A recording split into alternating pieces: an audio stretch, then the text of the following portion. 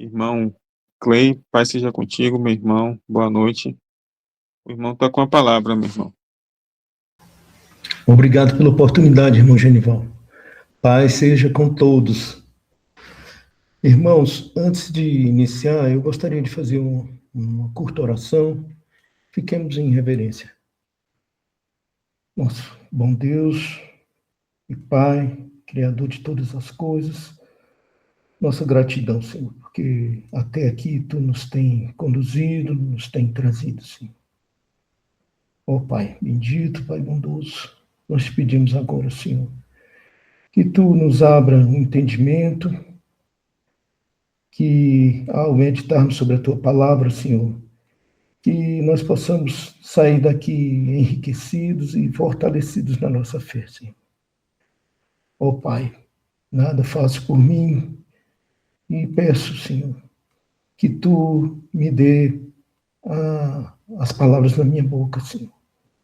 Que o Teu Santo Espírito, Senhor, esteja não só comigo, mas com toda a igreja, Senhor, abrindo o entendimento, que nós possamos passar esses momentos que sejam momentos de enlevo e gratidão a Ti, Senhor. É o que nós pedimos, não que haja em nós méritos, mas nos méritos do Teu Filho amado Jesus. Amém. Irmãos, hoje eu trouxe uma meditação com o tema Aquele que se glorie-se no Senhor. Nós vamos ler, para começar, 1 Coríntios 1, 26 a 31. Porque, vede, irmãos, a vossa vocação, que não são muitos os sábios segundo a carne, nem muitos os poderosos, nem muitos os nobres que são chamados. Mas Deus escolheu as coisas loucas desse mundo para confundir as sábias. E Deus escolheu as coisas fracas desse mundo para confundir as fortes. E Deus escolheu as coisas vis desse mundo e as desprezíveis, e as que não são, para aniquilar as que são, para que nenhuma carne se glorie perante ele. Mas vós sois dele, em Jesus Cristo, o qual para nós foi feito por Deus sabedoria, e justiça, e santificação, e redenção. Para que, como está escrito, aquele que se glorie, glorie-se no Senhor. Amados, existe uma pergunta que todo crente ele precisa meditar. Em quem temos nos gloriado? O homem ele gosta de se gloriar. Ele gosta de se exaltar, gosta de mostrar o que possui, gosta de lembrar o que fez, gosta de contar suas conquistas, gosta de ser reconhecido. Uns se gloriam no dinheiro, outros na aparência, outros na inteligência, outros na sua posição social, outros no conhecimento, outros no nome da família, outros na religião, outros que até nas obras que fazem, né, eles se gloriam. Mas a palavra de Deus, ela nos chama a um caminho mais profundo, mais santo e mais humilde. Aquele que se gloria, glorie-se no Senhor. Porque diante de Deus, nenhum homem tem motivo para levantar a cabeça em orgulho. Tudo que temos veio dele. Tudo o que somos depende dele. Toda misericórdia que recebemos veio dele. Todo perdão que alcançamos veio dele. Toda esperança que temos está nele. Se respiramos, é porque Deus sustentou a nossa vida. Se fomos perdoados, é porque Deus teve misericórdia. Se somos chamados, é porque Deus nos atraiu. Se conhecemos a verdade, é porque Deus abriu os nossos olhos. Se permanecemos em pé, é porque a mão do Senhor ainda nos segura. Então, por que o homem se gloria como se coisa alguma, como se alguma coisa fosse dele, né? Por quê? Deus escolhe os fracos para mostrar a glória, que a glória pertence a ele. O apóstolo Paulo diz: Deus escolheu as coisas fracas deste mundo para confundir as fortes. Isso deveria mexer conosco, né? Porque nós gostamos de força, gostamos de aparência, gostamos de capacidade, gostamos de pessoas que parecem prontas, firmes, preparadas e respeitadas. Mas Deus muitas vezes olha para quem ninguém olha. Deus chamou Moisés, um homem que dizia não saber falar bem. Deus chamou Davi, o menor da casa de Jessé, esquecido no campo com as ovelhas. Deus chamou Gideão, que se via como menor de sua casa, né, ou da casa de seu pai. Deus chamou pescadores simples para andarem com Jesus. Deus alcançou homens e mulheres que o mundo desprezava, para mostrar que a obra não depende da grandeza humana. Talvez aqui alguém se sinta pequeno. Talvez você olhe a sua história e diga: eu falhei demais. Eu não sei o suficiente. Eu não tenho força. Eu não tenho valor. Eu já errei tanto que Deus não pode mais me usar. Minha família não me entende. Eu não sou como os outros irmãos. Minha caminhada é fraca. Mas escute com atenção. Deus não chama apenas os fortes. Deus fortalece o que Ele chama. Quantas vezes, né, nós já ouvimos essa afirmação? O Senhor não está procurando pessoas que tenham do que se gloriar em si mesmas. Ele procura corações quebrantados, dispostos a obedecer, dispostos a aprender, dispostos a se render. Vamos ver Salmo 51, 17. Os sacrifícios para Deus são o espírito quebrantado. A um coração quebrantado e contrito, não desprezarás, ó Deus. Irmãos, Deus não despreza um coração quebrantado. O homem pode desprezar, a família pode desprezar, né? A religião, a sociedade pode desprezar, mas Deus não despreza aquele que se humilha diante dele. Por isso, não se glorie na sua força, glorie-se naquele que fortalece o fraco. Não se glorie na sua capacidade, glorie-se naquele que capacita o simples. Não se glorie na sua história, glorie-se naquele que pode escrever um novo capítulo na sua vida. Olha só, a graça nos humilha. Por quê? Porque mostra que somos alcançados sem merecer.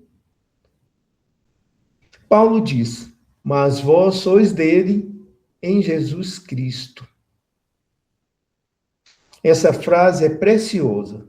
Vós sois dele.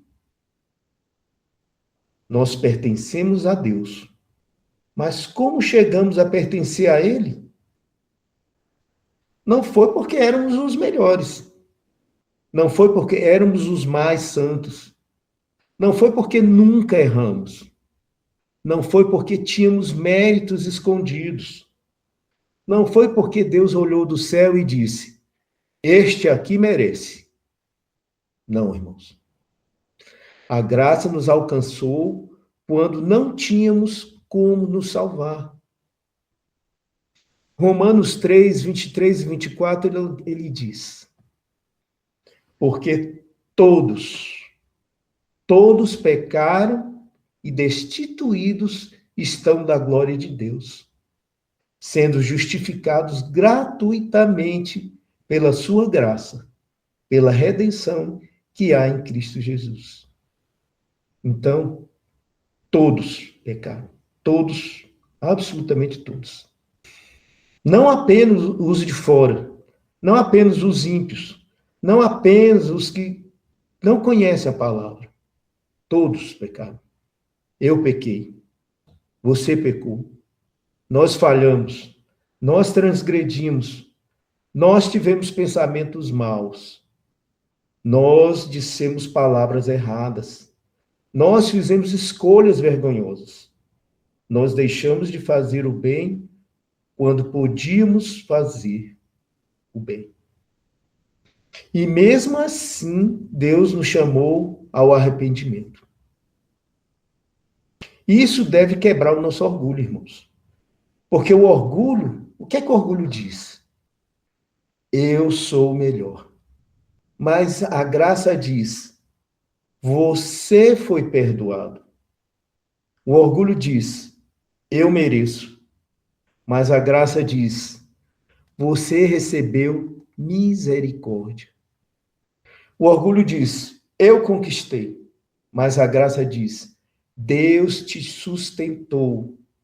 O orgulho diz, olhem para mim. Mas a graça diz, olhe para o Senhor.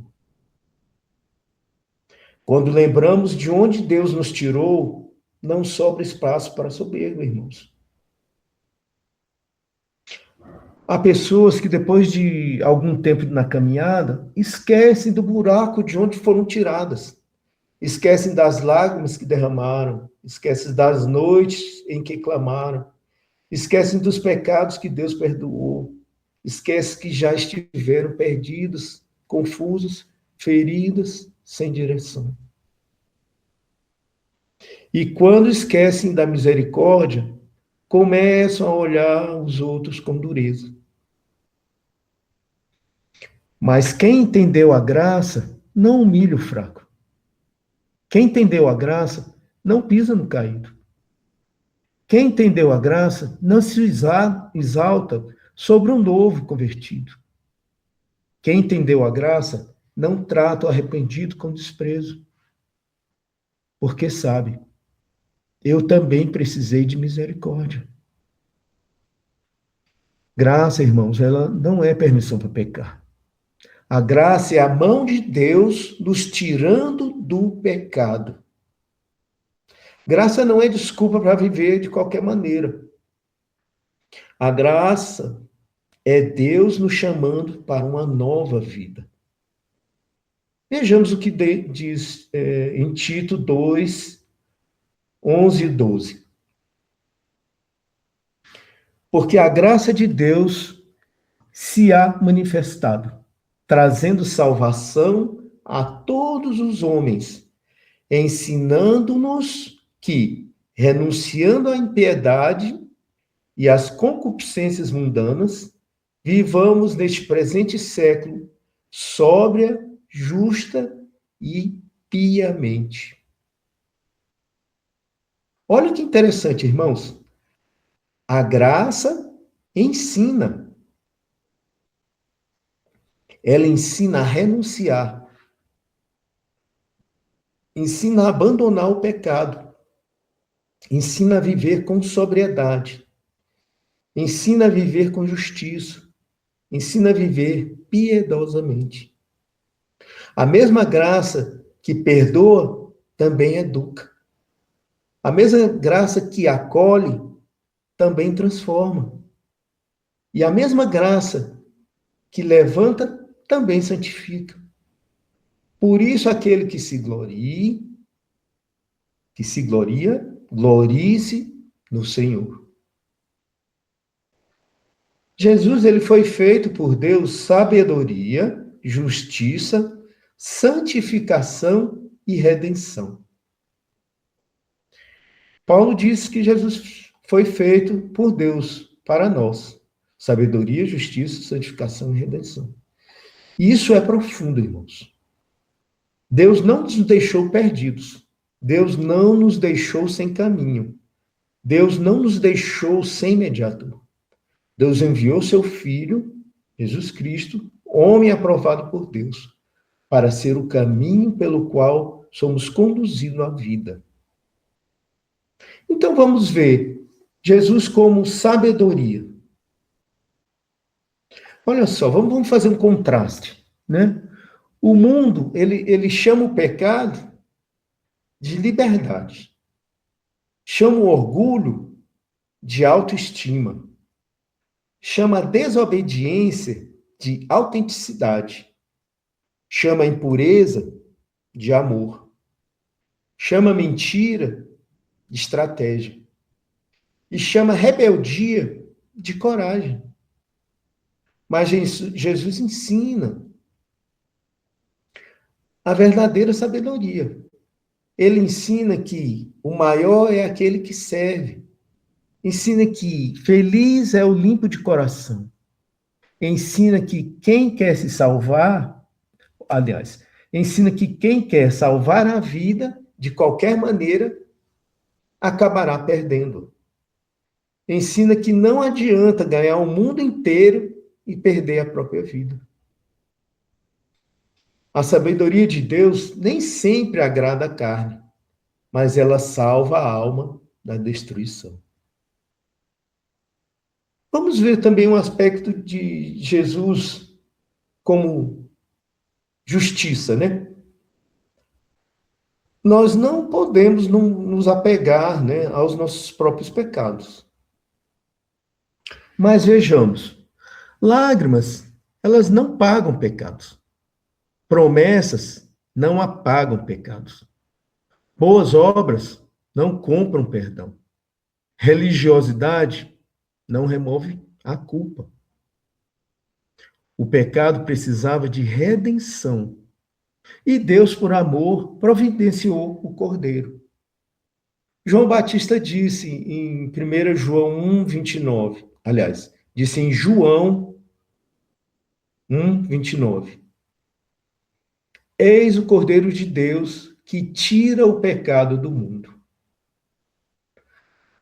Quando olhamos para Jesus, não vemos apenas um exemplo moral, vemos aquele por meio de quem Deus abriu o caminho do perdão. Então ninguém deve dizer, eu me salvei. Não. Deus salvou. Deus perdoou. Deus chamou. Deus justificou. Irmãos, Jesus também tem o aspecto que Jesus também é santificação, né? E então vamos ver. Aqui está o equilíbrio que a igreja precisa guardar. Deus nos perdoa, mas também nos chama à santidade. Há pessoas que só querem ouvir sobre o perdão, mas não querem abandonar o pecado. Há outros que falam em santidade, mas sem misericórdia, sem lágrimas, sem amor, sem lembrar que também foram alcançadas. A palavra nos chama aos dois, graça e santidade. Hebreus 12:14 diz, segui a paz com todos e a santificação sem a qual ninguém verá o Senhor. Mas então, santidade, ela não é arrogância. Santidade não é aparência religiosa, não é desprezar pessoas, não é falar mais alto do que os outros. Santidade é separação para Deus. É quando o coração começa a dizer, Senhor, eu não quero mais viver como antes. Eu não quero mais alimentar esse pecado. Eu não quero mais brincar com aquilo que feriu o teu coração. Eu não quero mais usar a graça como desculpa. Não quero. Aliás, eu quero te obedecer por amor. Santidade é quando a boca começa a mudar. Os olhos começam a mudar, as escolhas começam a mudar, as amizades começam a ser avaliadas. O sábado deixa de ser desprezado e passa a ser honrado. Os mandamentos deixam de ser vistos como um peso e passam a ser recebidos com luz. A casa começa a ter oração. O coração começa a buscar pureza. O discípulo começa a parecer menos com o mundo e mais com o caminho de Deus. Não para se gloriar, não para dizer sou melhor, mas para dizer Deus está me transformando. E Jesus também é redenção, né, irmãos? A redenção significa liberação por preço pago. O pecado, irmãos, ele escraviza a pessoa, né? A mentira, o vício, o orgulho, a mágoa, a impureza, a idolatria, a vontade própria. Todas essas coisas escravizam as pessoas. E enquanto você não está em Cristo, você vive isso. Vive mentira, vício, orgulho, mágoa, impureza, idolatria, vontade própria. Mas Deus, por meio de Jesus Cristo, nos chama para ser livres, livres desses pecados, libertos, né? Eu não ser livre para pecar, mas livre do domínio do pecado. João 8,36 diz: se, pois, o Filho vos libertar, verdadeiramente sereis livres. Mas então, irmãos, nós ainda temos o perigo de se gloriar na própria justiça, né? Há um perigo muito sutil na caminhada. Depois que a pessoa começa a obedecer, pode cair na tentação de se achar superior. Antes, ela se gloriava no pecado. Agora, pode se gloriar na própria aparência de justiça. E tudo isso é perigoso, né, irmãos? Jesus, ele contou a parábola dos fariseus, né? Aliás, do fariseu e do publicano. Isso se encontra em Lucas 18, 9 a 14. Nós não vamos ler, mas é dito que o fariseu orava assim, né? Ó Deus, graças te dou porque não sou como os demais homens. Ele jejuava, dava dízimos, tinha práticas religiosas, mas seu coração estava cheio de orgulho. Já o publicano, de longe, nem queria levantar os olhos ao céu. Batia no peito e dizia: ó Deus, tem misericórdia de mim, pecador. Jesus disse que esse desceu justificado para a sua casa e o outro não. Por quê? Porque Deus resiste aos soberbos, mas dá graça aos humildes. Meus irmãos, é possível guardar formas externas e perder o quebrantamento interno, irmãos. É possível a gente conhecer muitos textos bíblicos e esquecer o amor. É possível corrigir os outros e não corrigir o próprio coração. É possível defender a verdade com os lábios e negar a verdade nas atitudes. É possível estar certo em uma doutrina e errado no espírito, como que a apresenta. Por isso, aquele que se gloria, glorie-se no Senhor. Se você obedece, então dê glória a Deus. Se você venceu o pecado, então, irmãos, demos glórias a Deus. Se nós vencemos, aliás, se nós crescemos no conhecimento, vamos dar glórias a Deus. Se a nossa casa está em pé, vamos dar glórias a Deus. Se o nosso ministério frutifica, vamos dar glórias a Deus. Se você permanece firme, se nós permanecemos firmes, vamos dar glórias a Deus. Não diga, foi minha força. Diga, foi misericórdia do Senhor.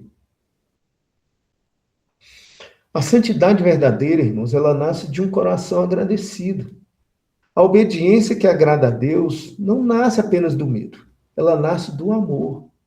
Jesus disse em João 14:15: Se me amais, guardai os meus mandamentos. Observe. Primeiro vem o amor, depois a obediência como fruto.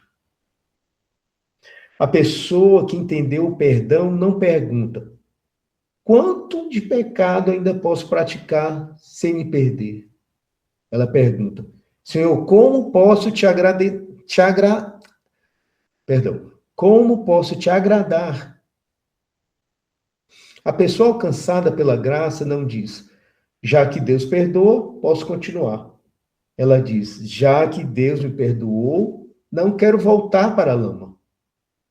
Imagine alguém sendo resgatado de um poço profundo.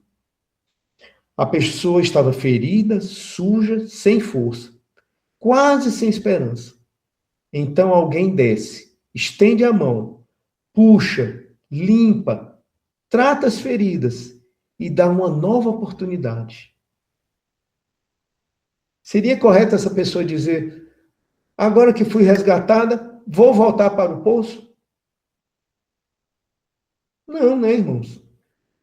Quem foi resgatado quer ficar longe do abismo. Assim é conosco. Deus nos resgatou para uma vida nova. Em Romanos 6, de 1 a 2, nós lemos: que diremos, pois? Permaneceremos no pecado para que a graça abunde? De modo nenhum. Nós que estamos mortos para o pecado, como viveremos ainda nele?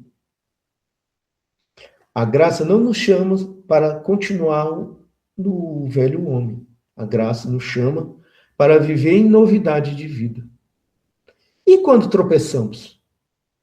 Devemos correr para Deus em arrependimento, não fugir dele com vergonha. 1 João 2:1 diz: meus filhinhos, estas coisas vos escrevo para que não pequeis.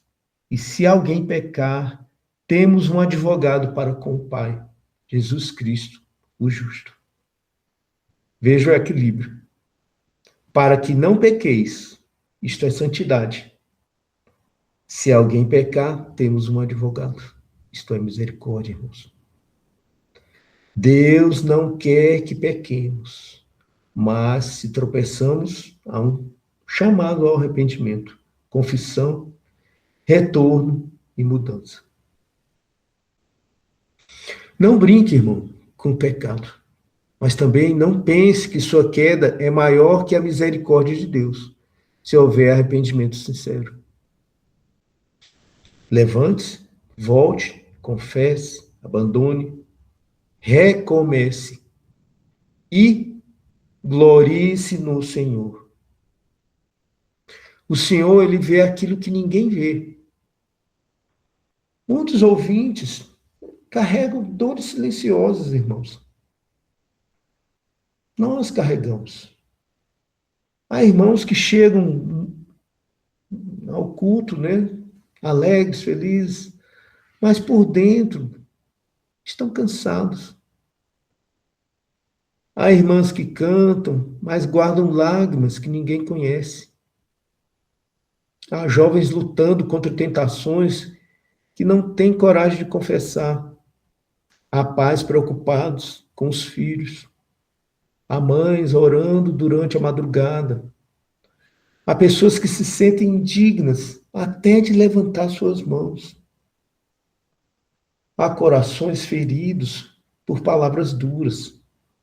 Há gente que se pergunta: será que Deus ainda olha para mim? Escute, irmãos. O Senhor vê. Ele vê a lágrima que caiu no travesseiro. Vê a oração que ninguém ouviu. Ele vê a luta que você não contou. Vê o esforço que ninguém reconheceu. Vê quando você disse não ao pecado, mesmo tremendo por dentro. Vê quando você quis desistir, mas permaneceu. Vê quando você foi tentado ao voltar, mas clamou por socorro. E se você ainda está em pé, não é porque você é invencível. É porque Deus tem sido misericordioso, irmãos. Lamentações 3, 22 e 23 diz: as misericórdias do Senhor são a causa de não sermos consumidos, porque as suas misericórdias não têm fim, mas são cada manhã.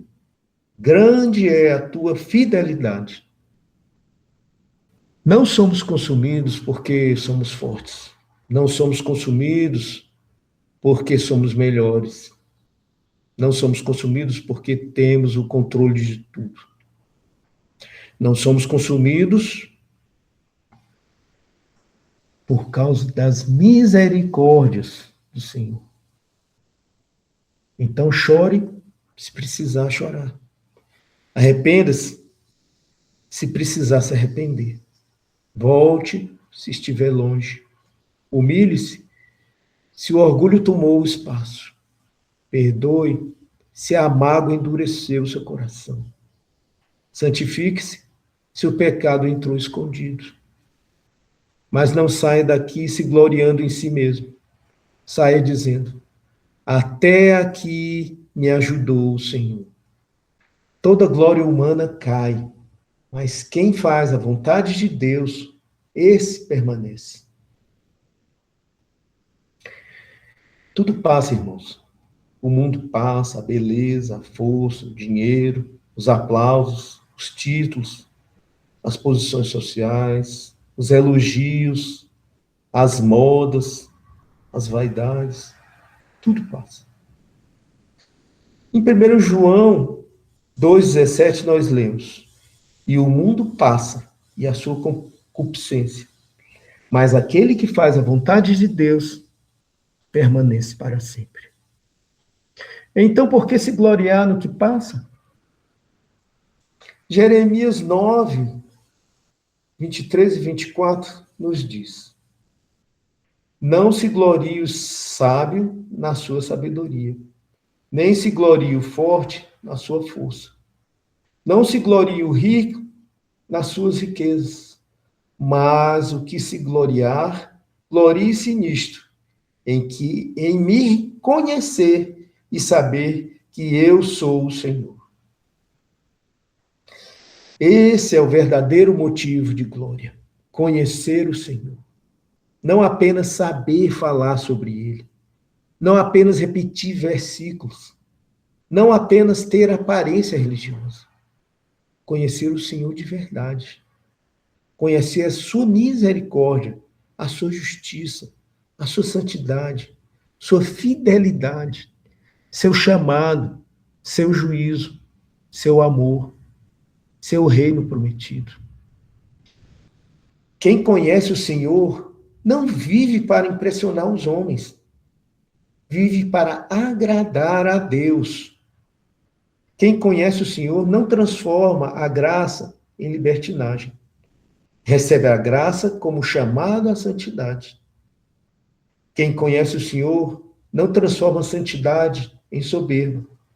Vive santidade com humildade, temor e amor. Irmãos, no fim, só restará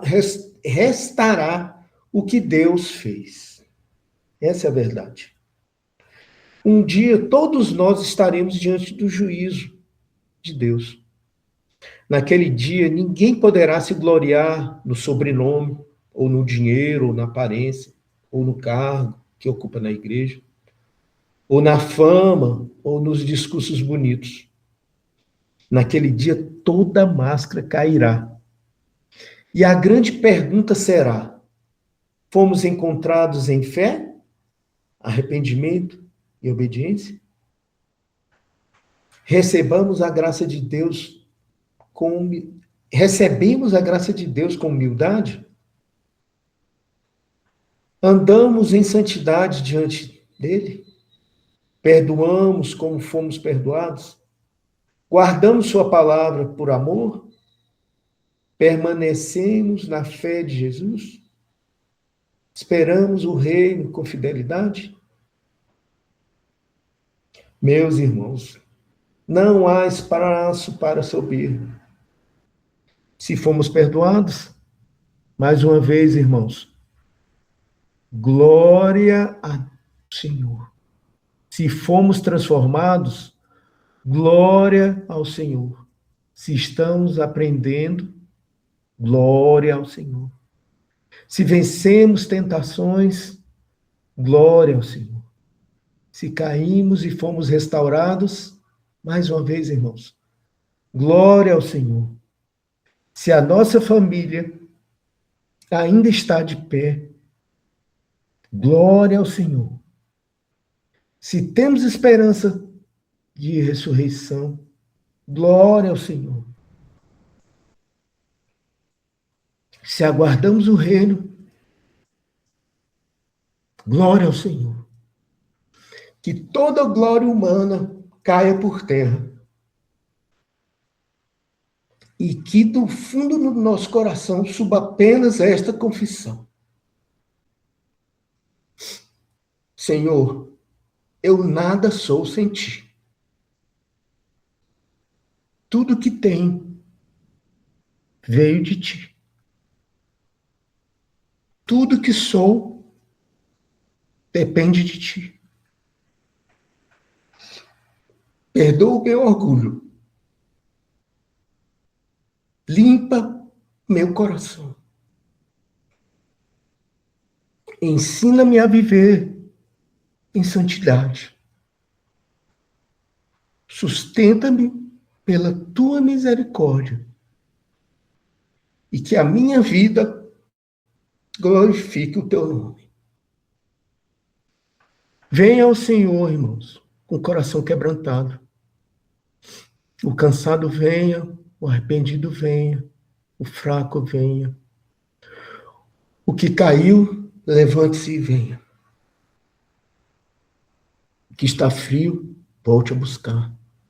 O que está orgulhoso, humilhe-se. O que está preso ao pecado, clame por libertação. E o que está firme, vigie e dê glória a Deus. Por fim, a nossa canção não será eu consegui. Será: o Senhor teve misericórdia de mim. E mais uma vez, irmãos, aquele que se gloria, glorie-se no Senhor. Amém.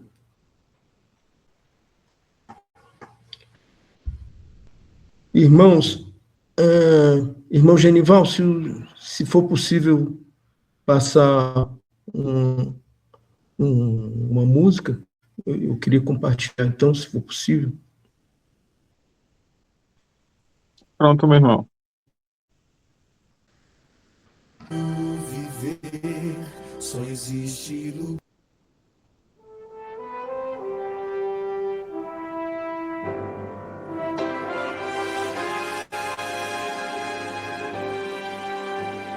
No trono do viver só existe lugar para lugar de quem governa todo o ser. No trono do viver só pode haver um Senhor. Se forem dois, um será amado e outro rejeitado.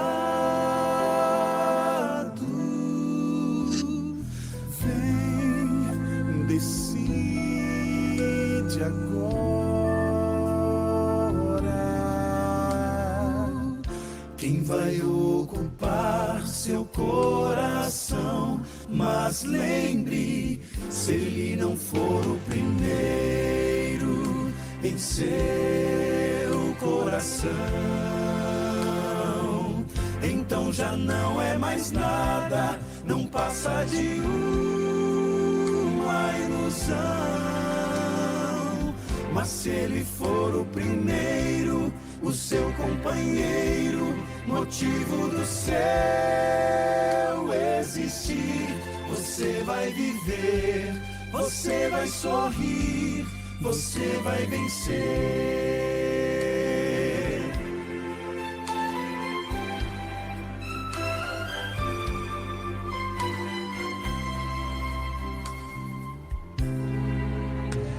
Um novo dia vai nascer pra você e pra mim.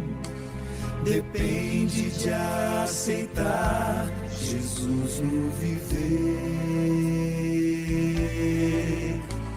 É hora de beber da fonte da vida.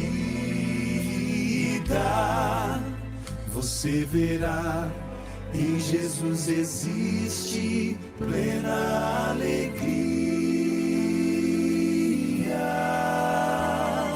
Vem, decide agora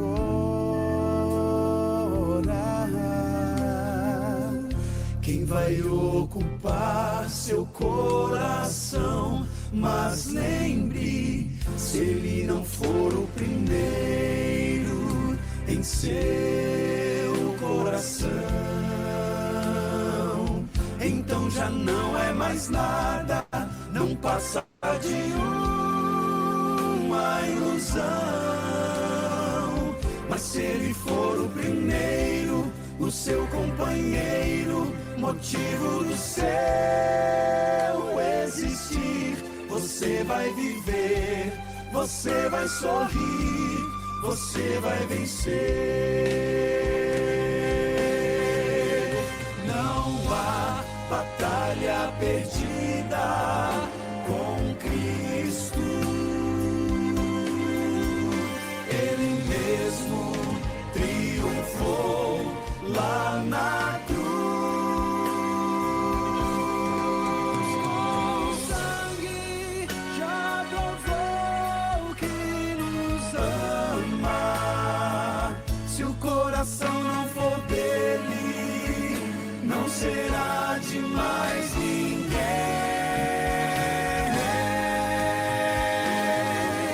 Se ele não for o primeiro em seu coração,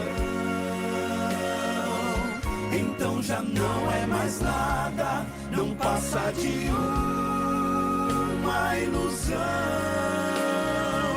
Mas se ele for o primeiro, o seu companheiro, motivo do seu existir, você vai viver, você vai sorrir, você vai vencer. Você vai viver, você vai sorrir, vai vencer.